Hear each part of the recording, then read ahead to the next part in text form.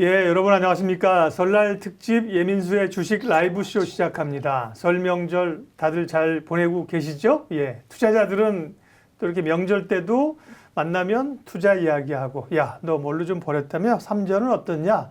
또 이제 설 지나면 어떻게 될 거야? 이런 고민들이 있으시지 않겠습니까? 그래서 오늘 설 이후 장세는 어디로 갈 것인지, 어떤 또 주식들이 시장을 주도할 것인지 이야기할 것이고요. 그 다음에 그 리처드 데니스의 이 터틀 트레이딩이라고 아시는 분들은 알 겁니다. 트레이딩이 아주 대가로 알려진 분인데요. 관련된 이야기를 통해서 신고가 종목을 따라잡는 방법을 특별하게 특강으로 준비를 했습니다. 신한금융투자 황유연 팀장님과 오늘 특집은 함께하겠습니다. 어서 오십시오. 네, 안녕하세요. 네. 황유연입니다. 우리 시장주의자, 탐욕러 네. 시장과 늘 가까이 계신 분입니다. 네. 설 전에 시장의 흐름을 한마디로 네. 얘기한다고 하면 변동성. 네. 그죠? 네, 물론 뭐 연초에 강한 흐름이 있었습니다만 이후의 흐름들은 변동성이 특별히 국내 증시가 변동성이 대단히 강했는데요. 설이 지나고 나서 맞이하는 시장에는 변동성이 좀 줄어들까요? 네, 뭐 일단은 뭐 변동 이제 설 지나고 나면 조금 다시 살아날 수 있을 거라고 보고요. 설 전에 저희가 뭐 사정상 뭐 설 2월 초에 출을 좀 못해서 말씀 못 드리기 좀 아쉬웠는데 사실 2월 초 정도 되면 그러니까 설을 한 일주일 앞두고 나면 사실 시장의 변동성들이 사실 조금 줄어드는 부분들이 항상 매년 있었었죠. 설도 그렇고 추석도 그렇고 뭐 이제 대부분이 이제 중국하고도 연동돼 있다 보니까 중국도 우리랑 명절을 좀 같이 세다 보니까 좀 그런 부분들이 있었는데 이번에는 사실 1월 달에 이어져 왔었던 그런 뭐 수급들의 관성 때문인지는 몰라도 조금 더 변동성이 좀 나오고 있다고 보고요. 매도한 이후에 뭐 다시 현금 인출 안 할 수도 있지만 일단은 오늘 확실히 조금 개인 매수세가들이 약화된 흐름들이 좀 있었다 이렇게 좀 보시면 될 것 같고 뭐 설 명절이 지나고 나면 조금은 이제 방향성들이 나타날 건데 과연 그 방향성이 어디로 가느냐. 뭐 지난번에 나왔을 때도 삼성전자보다는 다른 쪽 섹터가 좀 더 나을 것 같다라는 말씀 좀 드렸었고 그 이후에 삼성전자의 변동성 좀 심했지만 여전히 좀 재미없는 구간이죠. 삼성전자도 그렇고 뭐 기아차, 현대차 이슈도 좀 나왔고 상위 탑10 대형주들이 돌아가면서 수급적인 슈팅들이 나왔고 관성까지 나왔고 그 위에 이제 좀 조정에 들어가는 국면들 1월 초 들어서 이제 2,300포인트 이상 테스트를 했죠. 하고 나서 그 이후에 2021년 실적에 대한 것들이라던가 올해 밸류에이션에 대한 이제 지지력 테스트들을 지금 하는 구간이다. 이 구간들은 올해 실적이 확실히 조금 1분기 실적이 마무리되고 그 다음에 이제 2분기, 3분기 가이던스들이 어떻게 나오느냐에 따라서 다시 한번 방향성을 잡을 것 같고요. 그때까지는 종목별로 되게 이제 우리가 오리가 떠다닐 때 엄청 고요하지만 오리가 지수라고 하면 조여지만 밑에 발은 안가랑께서 엄청 빨리 움직이잖아요. 그런 것처럼 그 안에서 종목 순환매가 굉장히 많이 올라왔다고 생각합니다.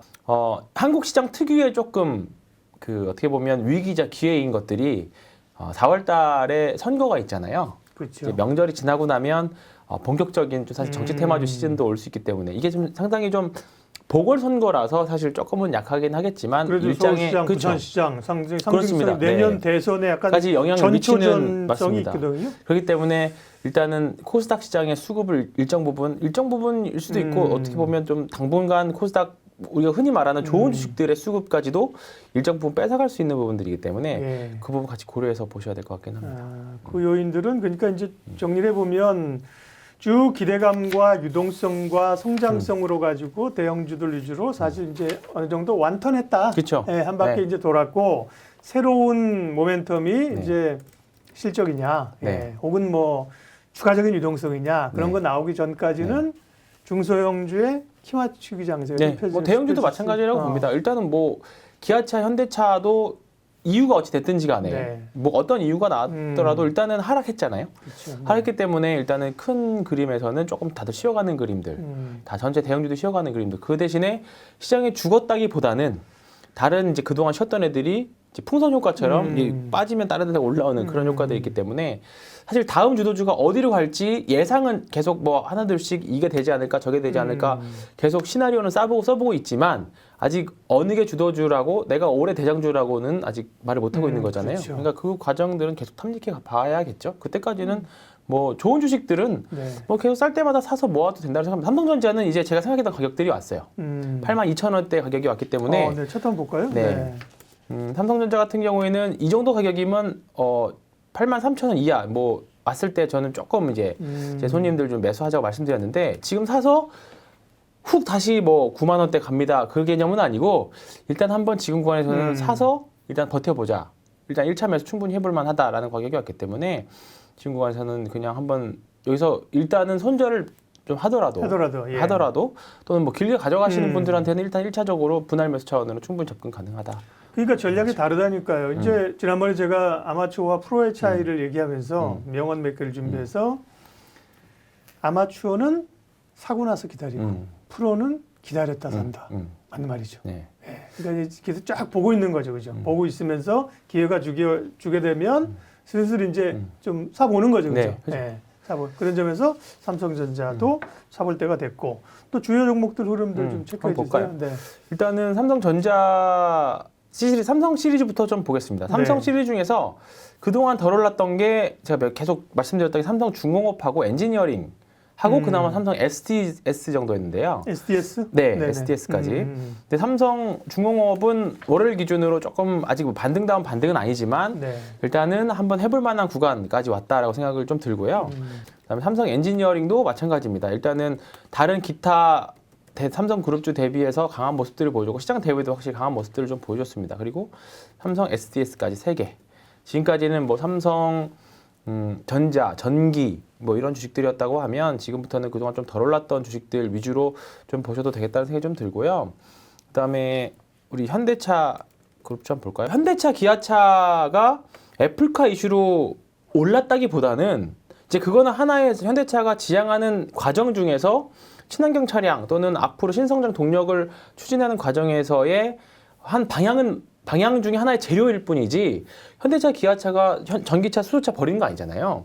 그렇기 때문에 큰 방향 중에서 나오는 뭐 하나의 노이즈 정도 될 수 있는 거죠. 그렇기 때문에 그렇기 때문에 거래량도 사실 조금 많이 줄었다라고 봅니다. 많이 적게 나왔다고 봅니다. 그래서 오히려 현대차나 기아차들은 이런 구간 이용해서 조금씩 분할 매수하시는 것도 저는 좋은 방법이라고 생각을 합니다. 왜냐하면 네. 큰 방향에 대해서는 방향이 정해졌다고 보거든요. 아니 살려는 분들은 좀 편안한데 이제 편안하죠. 가지고 있다가 편안하죠. 이제 좀 네. 이제 많이 떨어지니까 편안하죠. 걱정들을 네. 많이 하시는 건데 네. 그런 분들에게는 그런 분들도 지금 뭐 사실 그런 분들일수록 음. 작년에 주식을 처음 시작하셨고 네. 그 다음에 하락장을 경험해보지 못한 분들일 맞아요. 수 맞습니다. 그리고 네. 사실 지금 최근의 변동성은 한 3% 변동성 언제든지 나오는 장인데 네. 사실 이 정도의 변동성을 겪지 못했었거든요. 네. 근데 오르는 변동성은 좋죠. 근데 지금 위아래로 하루에도 보면 W자나 M자가 계속 나오잖아요. 지수 그냥 하루 장중 기준으로. 그렇다 보니까 이제 거기서 오는 피로감들이 어마어마할 겁니다. 그렇기 때문에 뭐 오전에 출근해서 잠깐 봤는데 퇴근하고 보니까 떨어져 있거나 네. 오전에 엄청 걱정해서 출근했는데 오후에 와서 올라가 있거나 이런 변동성들이 또는 팔고 올라갈 수도 있는 거고 그렇기 때문에 이 변동성을 좀 감내해야 되는 구간인데 이 구간들 뭐 이런 변동성은 사실 주식을 오래 하셨던 분들도 마찬가지고 지금 처음 겪는 분들도 마찬가지고 똑같이 오래 하셨던 분들도 요즘 같은 변동성은 사실 흔하지 않거든요. 그렇죠. 네, 네. 되게 엄청난 변동성이기 때문에. 그다음에 지수 레벨도 많이 올라와 레벨 많이 있잖아요. 올라와 있고, 옛날 예. 뭐 2000일 때야 뭐 2% 빠져도 예를 들면 30, 40포인트였는데 지금은 뭐 100포인트, 70포인트, 80포인트가 훅훅 오고 하니까. 날아가잖아요. 예. 예. 그렇기 때문에 그런 변동성들인데 현대차, 기아차 그룹 그리고 현대 뭐 관련 주식들, 뭐 애플카 관련 주식들, 자동차 예. 부품주 관련 주식도 오늘 조금 낙폭들이 좀 있었지만 극복하고 나가야 될 대상이라고 봅니다. 그래서 사실 부품주들은 저는 여전히 변수가 많다라고 네. 생각합니다. 그래서 좀 불안하시면 그냥 완성차 업체, 현대차, 현대모비스, 기아차, 뭐 현대글로비스 이렇게 보시는 게 제일 저는 편하다고 일단 좀 생각하고 있고요. 네. 반대로 좀 강했던 섹터들 좀 볼게요. NC소프트가 대표적입니다. 굉장히 강했죠. 예. 네, 오늘 100만 원을 넘었고 그러게요. 6% 뭐 하나대투에서는 130만 원, 135만 원짜리 리포트도 나왔거든요. 그러니까 보면 이 주식들도 다른 주식들 올라갈 때 10월 달, 11월, 12월 달 별로 좋지 않을 때 횡보하고 조금씩 그냥 지수 따라서 올라왔는데 오늘 확실히 나는 시장보다 훨씬 강한 종목이다라는 걸 보여줬고 52주 신고가까지 나왔습니다. 그렇기 때문에 뭐 사실 52주 신고가 지금 어떻게 사냐라고 하실 수 있는데 뭐 뒤에도 설명드리겠지만 추세가 강한 놈이 저는 강하다. 개인적으로 세다 이렇게 보고 있기 때문에 이런 주식 오히려 좀 보셔야 될 것 같고 오늘 거래량까지 많이 나왔습니다. 그렇기 때문에 좀 긍정적인 흐름 보시면 좋을 것 같고 여행 주식들 오늘 대표적으로 제주항공 제가 다른 주식을 많이 못 봐서 제주항공이 오늘 또 상대적으로 좀 강한 모습 보여줬죠. 일단은 이런 주식들도 마찬가지입니다. 제주항공 지네요, 뭐 이런 네, 거 맞습니다. 말했어요. 예. 제주항공들도 계속 이제 신고가를 계속 내면서 가는 국면이기 때문에 네. 사실 뭐 항공 주식들, 여행 주식들, 뭐 카지노, 뭐 이런 주식들이 지금 당장 실적이 엄청나게 나오는 건 아니잖아요. 그럼에도 불구하고 엄청나게 나오는 게 아니라 안 나오죠. 안 나오잖아요. 네, 네. 그리고 언제 나올지도 모르고. 네. 근데 이제 시장에서는 백신도 곧 나오고 뭐 이제 이번 주부터는 아마 영국이나 미국에서 확진자들이 확 급감할 거라고 보거든요. 아, 그래요? 그렇기 때문에 이런 부분들이 다 반영됐다고 보고 제가 지금부터 조금 이제 관심 갖고 보셔야 되는 종목이 가치 투자자분들도 좋아하는 주식인데 네. 카지노 쪽입니다. 카지노. 네, 카지노가 사실 부동산 그 약간 부동산 투자랑 엮여 있는 것도 있고 건물 가치들이 굉장히 좀 많이 반영되어 있어서 카지노가 가치 투자하셨던 분들도 많이들 이제 투자하시는 걸로 알고 있는데 파라다이스 같은 경우는 맞습니다. 뭐 그렇죠. 파라다이스도 뭐 그렇고 영종도에 뭐 네. 엄청나게 리조트 지금 네. 그다음에 뭐 예. GKL도 그렇고 예, 예. 뭐 그런데요. 강원랜드도 그렇고 지난주 금요일 날 미국의 MGM 리조트라고 아실 겁니다. 네, 이름 들어봤어요. 네, MGM이라고 이제 대표적으로 미국에서 카지노 하는 회사인데요. 거기도 마찬가지로 현금을 많이 가지고 있지만 뭐 실적은 그렇게 썩 좋지 않겠죠, 당연히. 근데 지난주 금요일 날 5% 정도 급등을 했거든요.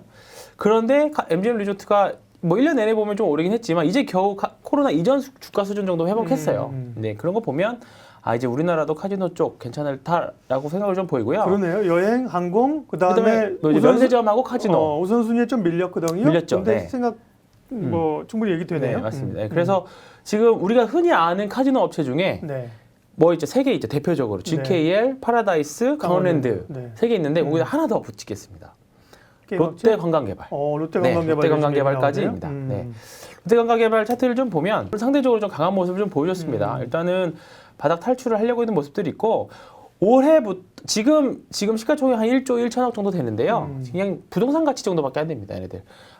올해 상반기에 이제 제주도에서 카지노 열고요. 예, 열고 그다음에 운영진들이 예. 이제 해외 글로벌 호텔 체인을 운영하셨던 임원진들이 지금 운영진으로 있습니다. 그래서 아마 그 노하우들을 아마 전수를 해서 조금 본격적으로 하지 않을까. 어떻게 보면 타이밍이 좋았다고 생각해요. 이제 그동안 안 좋았다가 이제부터 좀 기대되는 시점들에서 여는 거니까 뭐 실적을 떠나서 PBR로는 버틸만 하고 관광도 있고 네, 카지노도 있고 네. 그렇기 때문에 올해는 조금 한번 엄청 급등락까지는 아니더라도 뭐 급등은 아니더라도 한번 지금 편하게 사볼 만한 주식이 지금 롯데관광개발이라고 생각하고 있고 뭐 혹시 또 모르죠. 또 이런저런 이슈로 또 한번 급등도 나올 수 있으니까 이런 주식들을 한번 관심 가지면 보면 저는 좋을 거라고 생각을 하고 있습니다. 네. 설날 특집 주식 라이브 쇼 함께하고 계십니다. 저희가 월요일 날 녹화를 해서요. 약간 좀 시차나 뭐 차트나 그렇지만 이제 사실 뭐 한 이틀 보고 하루 오늘 얘기해서 그렇죠? 팔 그런 종목을 얘기하는 건 아니다. 설 이후 장세 흐름에 대한 판단과 시장의 어떤 주도 내지는 네. 에너지를 모아가는 종목들을 얘기하는 거니까요. 그 부분에 대해서 뭐 그렇게 이렇게 시차를 신경 안 쓰시고 추세들을 들으시면 될 것 같습니다. 그러면 지금 이제 뭐 키 맞추기 뭐 이런 쪽으로 해서 봐야 될 그런 테마나 이런 주도주의 얘기는 다 하신 건가요? 그리고 하나 지금 네. 또 하나 봐야 될 게 지주사 네. 쪽 계속 보면 지금 LG도 그렇고요. 하나도 그렇고 그다음에 SK도 그렇고 최근에는 효성도 그렇고요. 네.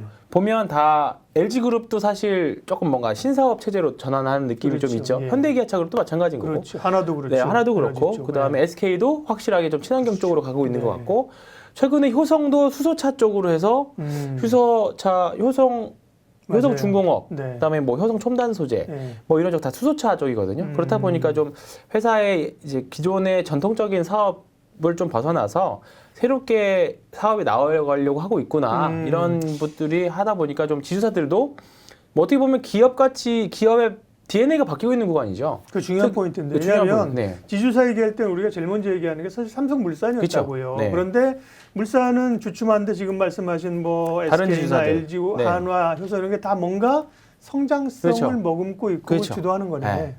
옛날 뭐 예전에 뭐 니프티 피프티 네. 니프티 시대처럼 뭐 그때 음. 올라가는 것 같고 그래서 좀 최근에 좀 봐야 될 게 코오롱 그룹입니다. 코오롱이요. 코오롱 네. 그룹도 사실 엄청 정체되어 있다는 느낌들이 있는데 코롱이 뭐 인보사 이후에 사실은 굉장히 그렇죠. 코롱생명과 네. 뭐 사실 큰 타격을 받았고 그룹에 사실 뭐 좀 그런 얘기 해도 되는지 모르겠지만 뭐 굉장히 어려웠었잖아요. 다시 좀 평가를 받나요? 맞습니다. 이제 코오롱 그룹이 사실 작년 내내 보면 거의 뭐 주가가 오르지 않았는데 네. 최근에 코오롱 인더스트리도 그렇고 그다음에 뭐 코오롱 플라스틱도 그렇고 그다음에 뭐 밑에 있는 코오롱 자회사들이 흐름들이 사실 좀 좋아지고 있습니다. 이게 이제 코오롱 그룹들도 뭔가 신사업 체제를 계속적으로 해가는 그런 부분들이 좀 있기 때문에 지주사 중에서 조금 관심 갖고 봐야 할 지주사들, 뭐 시가총액이 3천억이라서 작은 회사긴 합니다만 조금 한번 해볼 만하지 않을까. 일단은 뭐 박스권 돌파도 하려고 하는 움직임들도 좀 있고 그나마 지주사 중에서 접근해볼 많이 덜어놓은 지주사 중에서는 한번 해볼 만하다. 관심 가지고 좀 보시면 좋겠다. 보시면 좋을 것 같고 수소차 테마 좀 나온 것 중에 뭐 네. 계속 말씀드리면 뭐 계속 모멘텀 네, 나오고 있죠. 있으니까, 네. 일단 수소 보면 지금 현재는 충전소 관련 효성중공업 계속적으로 급등을 한번 했었죠. 효성중공업 관심 가지고 보셔야 될 것 같고요.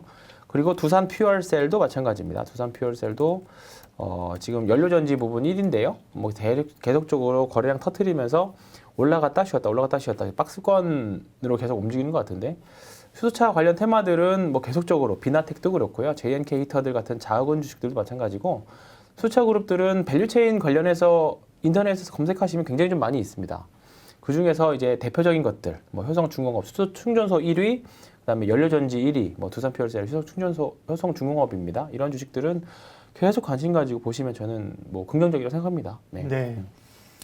설 이후에 이제 우리가 주목해야 될 기업들을 쭉 말씀을 해 주셨습니다. 네. 그러니까 이제 이런 어떤 키맞추기나 이슈를 가지고 있는 뭐 예를 들면 카지노 여행 이런 것들도 좀 그렇죠. 못 맞습니다. 올라왔던 네. 것들이고요. 뭐 수소차 같은 경우는 뭐 쭉 워낙 이슈가 있고 네.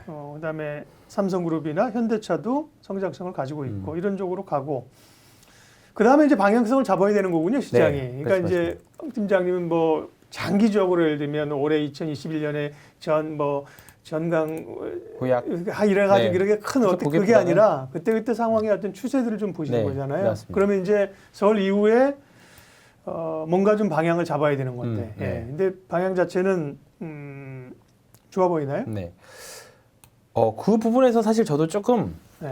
봐야 돼요. 고민 중인데요. 네. 고민 중인데 지금 느낌이 딱 2017년, 18년 그런 느낌하고 비슷하거든요. 이제 만약에 저는 이제 지금부터는 상대적으로 중소형주가 조금 더 세다라고 이제 셀 것 같다라고 보고는 있는데 예. 그때도 한번 말씀드렸던 게 2017년도에 삼성전자, 하이닉스 위주의 대형 주장이었고 18년 사실 우리나라 차상 최대 실적은 2018년도에 나왔고 삼성전자 실적은 2018년도에 나왔거든요. 근데 이제 그런 부분들이 지금이랑 좀 비슷하다는 느낌이 좀 되게 강한 게 2017년도에 대형 주장이었고 2018년 초에 코스닥 초하락장이었습니다. 거의 1000포인트 가지 못했지만 1000포인트 뚫는 거 아니냐? 이제 그런 느낌이었다가 그 여름에 뭐가 있었냐면 대북 주장이 있었습니다. 네. 그때 김정은 위원장이랑 트럼프 대통령 만나면서 정말 폭발적으로 대북주만 올라갔던 그때 시장이 있었죠. 그리고 나서 2018년 10월 달에 대폭락장이 한번 왔죠. 네, 한 달 동안 내내 빠지는 차트 한번 봐보시면 네. 코스피 기준입니다. 코스피 기준이고 보시면 이렇게 코스피 지수군요. 그러니까. 네, 지수입니다. 네네네네. 기수인데요. 2017년도에 여기서부터 요만큼이 이제 코스피 시장이었고 이제 하반기부터 삼성전자가 10월달 2018년 10월부터 꺾기 시작하니까 이제 지수도 같이 좀 꺾였고 이제 이때 2019, 2018년 1, 2, 3, 4 이때 엄청나게 별로 좋지 않잖아요. 그냥 좋지 않다기보다 그냥 횡보였죠. 이 구간이 이제 코스닥장이었고요. 코스닥 차트를 한번 봐볼까요?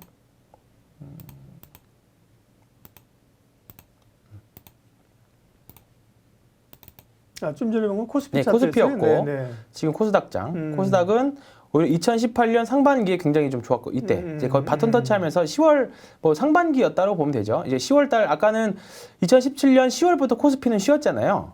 근데 2018년 하반기부터 그다음에 2019년 초까지는 완전 코스닥장이었고 그리고 나서 이때는 대북주만 올라왔기 때문에 지수는 그렇게 별로 좋지는 않았습니다. 그리고 나서 2018년 하반기에 가서 이때 한번 텐트럼이 오면서 금리 인상 뭐 예. 코멘트들이 나오면서 이렇게 한번 급하게 빠졌던.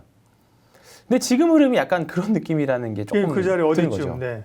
네. 그러니까 지금 느낌이라는 게 어디? 근데 지금 코스피, 코스닥도 지금 뭐 지금은 워낙에 좀 전체적으로 코스피, 코스닥 모두 다 올라오긴 했지만 지금부터 앞으로 예상 경로가 코스피보다 코스닥이 좀 더 세다라고 하면 코스피에서 일단 한번 큰 자금했던 게 코스닥으로 와서 또 코스닥도 한번 올라갔고 그다음에 이제 그리고 나서 뭔가 올 여름에 뭐 어떻게 뭐 어떤 테마가 등장할지 어떤 뭐 이벤트가 발생할지는 모르겠지만 아니면 코스닥으로 조금 더 계속 갈지는 모르겠지만 올 하반기에 가서는 불편할 수 있는 일이 뭔가 나올 수도 있다. 그러게요. 네, 그거는 모르죠, 저도. 모르죠. 왜냐하면 저는 시장에 노출된 재료들은 예.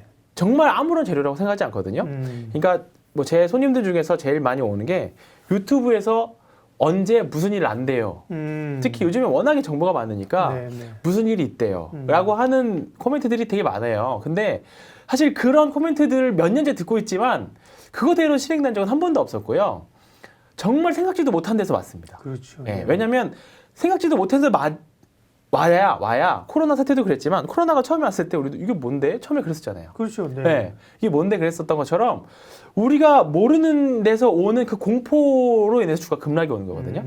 그러니까 예를 들어서 미국이 금리 인상을 한대라고 밝히면 그때 당시에는 조금 뭐 출렁일 수는 있긴 하겠지만 알고 있다. 알고 있는 거잖아요. 그렇죠. 그렇기 때문에 그거에 대한 반대 포지션을 또 구축하는 펀드나 자금들도 있을 거고 그렇기 때문에 밸런스가 맞아가는 거거든요.